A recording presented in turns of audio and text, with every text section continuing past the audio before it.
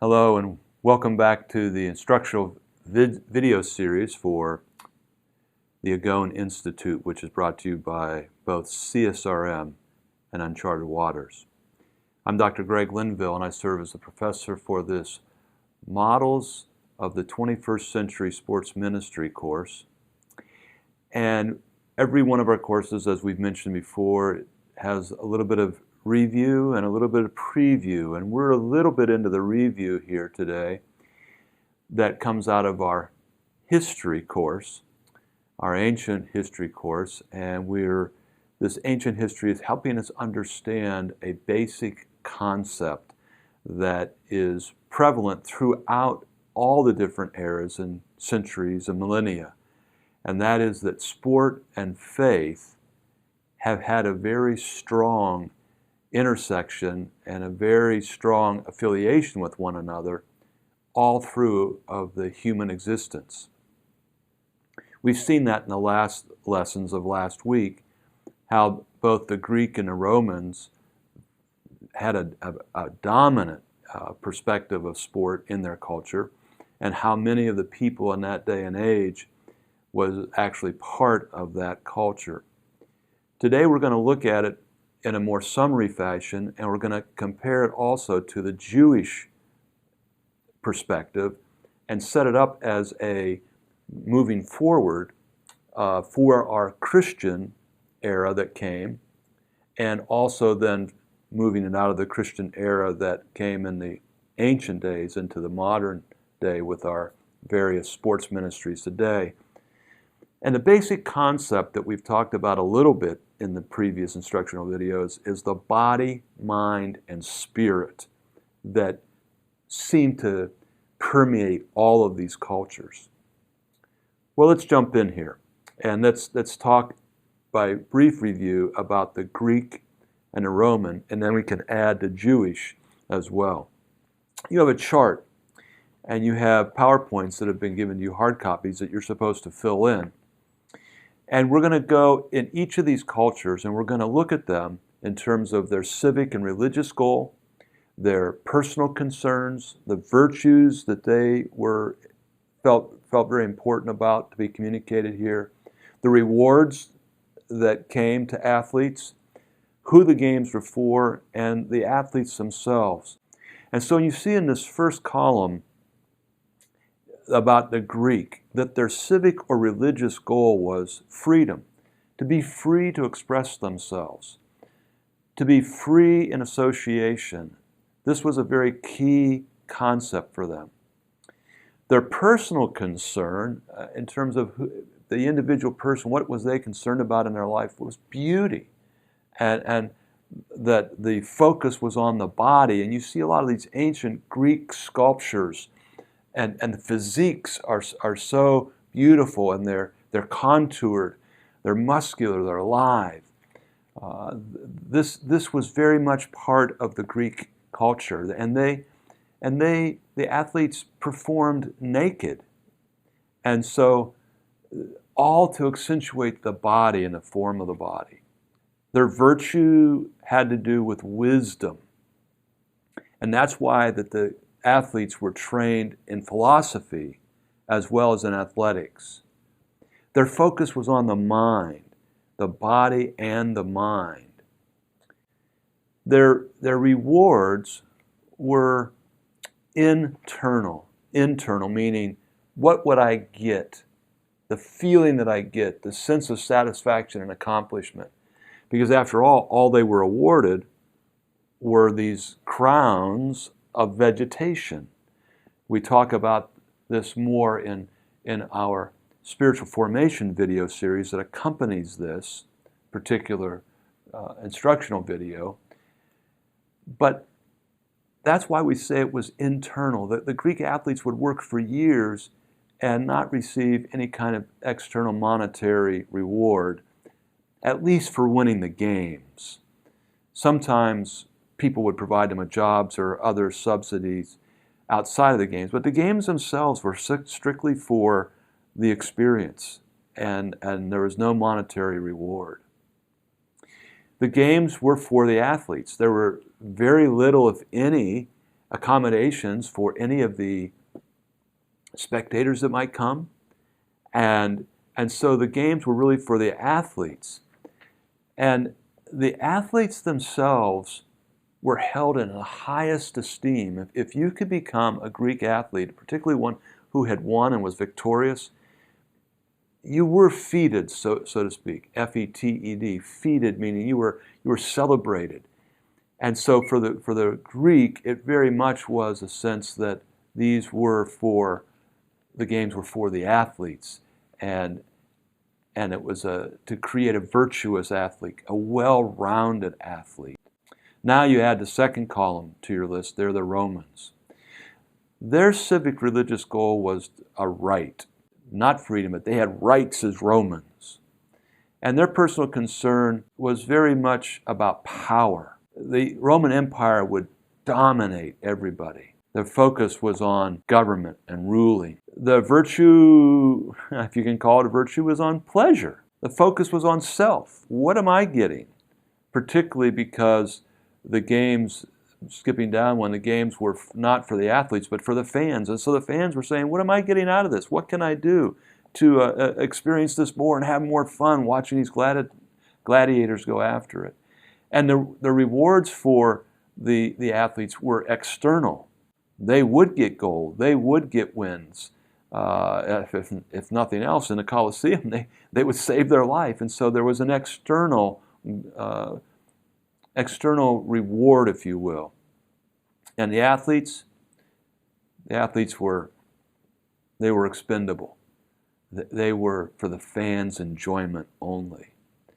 Let me go a little deeper on this with the Romans. The Romans were only after pleasure and thrill-seeking as a culture. They wanted all of these games then to be for the fans' enjoyment because the athletes were dispensable. Politicians would put on these games to elicit votes. Sound familiar? To keep people content because there was a lot of problems in the world then. Rome was very efficient, and when they overtook an inferior country or culture, they would force their superior ways upon the conquered. But if they overtook a superior culture in any way, shape, or form, they would allow those cultures to stand and become part of the Roman culture. Thus, the Greek games was incorporated into the Roman, but it was very much changed. They thought that the Greek athletics could be improved, and thus they turned them into what they wanted them to be, the decadent, brutal, gladiatorial games, not the high ideal games of the Greeks. And so the Western games, meaning Roman, became much more decadent. The Eastern maintained some sanity in retaining the true essence of competition, but the one crossover between them was the chariot races that they seemed to both enjoy. So, we have this Roman perversion, we have this Greek high ideal, and then we have this sense of what happens when we compare this to the Jewish perspective. The Jewish civic or religious goal was righteousness. You've got to become righteous before God. Nakedness was a disgrace. That was a concern that they had. And their virtue was obedience. Their focus was on God, not on the people, not on themselves. And their rewards they were eternal, forever and ever. The games, they thought they should be for no one. And they viewed the athletes as frivolous. So the Jews primarily thought the whole athletic realm, at best, was frivolous and probably decadent because it promoted self-glorification opposed to the glory of God. It promoted the statues of victors opposed to the abhorrence of evils and graven images. And it uncovered the human body, and this was in opposition to modesty. So it is in this milieu then that one can understand the situation and the conundrum of Apostle Paul. He was a Roman citizen, and yet he was still the Jew. But he was raised in the Greek culture. He could clearly comprehend the problems of the Roman approach, obliteration of life, the deification of athletes and emperors, the sacrificing of Christians. it's very likely that Paul had to fight wild beasts when we look at the passage in Ephesus and 1 Corinthians 15, verse 32. He understood the martyrs, those who were a spectacle to the world. The word in the New Testament that he uses is theatron, those that are on display, where we get our theater today, our word for theater. He also knew the indulgences of the Greek in terms of nakedness and hero worship. But he had a first-hand knowledge of how athletics in and of themselves were not necessarily negative. And he desired to use them appropriately. Now we get into a lot more about the Apostle Paul in some of our spiritual formation videos and also in our history course, also some in our ethics course. But you can understand that Paul then, this is the culture and the era that he walked into. Now this is not to say that all of the Jews and the Jewish involvement in sport, that they never happened, because the games were pushed in 175 to 164 BC, before Christ, by Antiochus Epiphanes. They were very much pushed. And even the Jewish priests, it's recorded that they began to neglect their duties, doing the sacrifices, etc. And they hastened to the arenas to the great dismay of many faithful Jews.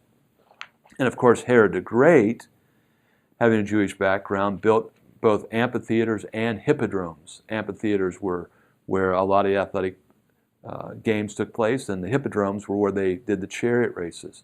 And he also held sports festivals every 4 years in honor of Caesar Augustus.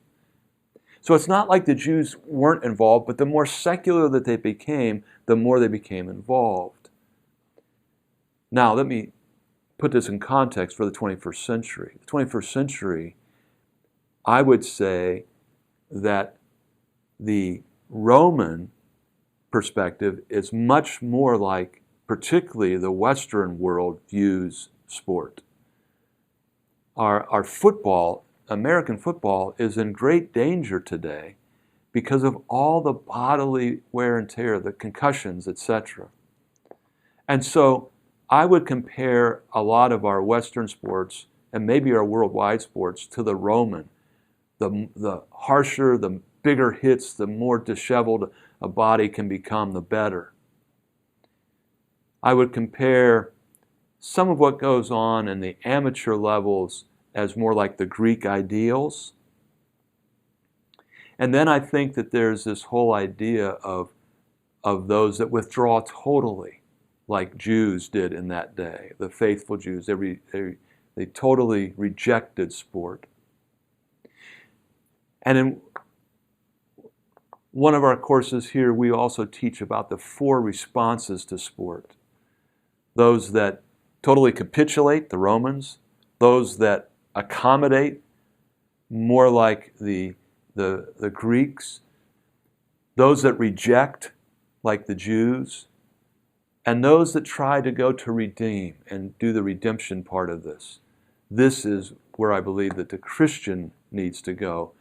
And we talk about this in our theology class, because it was created good, the fall came and it was made decadent, and we need to redeem and be redeemed.